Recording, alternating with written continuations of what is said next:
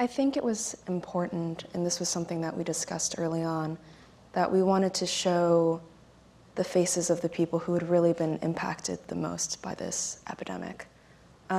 It's easy to talk about numbers, it's easy to talk about the statistics, but to really get to the heart of who this is hurting the most, I think was something that we wanted to showcase.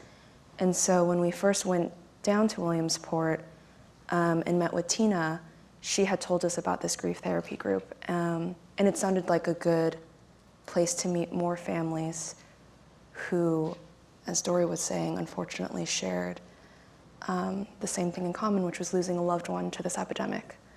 And so when we first went to the grief therapy group, you know, it was in the backyard of the counselor's home. It was a beautiful evening, and it was just, yeah, it was heartbreaking hearing all of these stories and going to the 5K and 10K run and seeing how many people had been impacted in this community by this epidemic. And I'm actually curious too to hear, I mean, when you guys, because you guys were also at the 5K, 10K run, were you taken by surprise by how many people this had impacted and touched, or was this something that you were aware of even as your own son was going through this?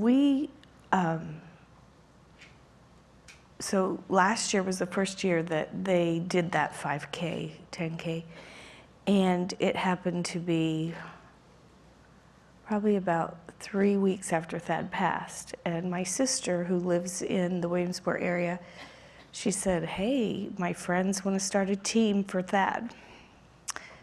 So there were probably 30, like my nephews, their friends, you know, family. And I think last year, the first time ever, they had over 600 people at the 5K, 10K thing. And so this year, you know, I think it surpassed that. And yes, I was surprised because everybody has a story. Whether it affects them direct, like as it did us, or it's a nephew, a cousin, a friend, grandchild.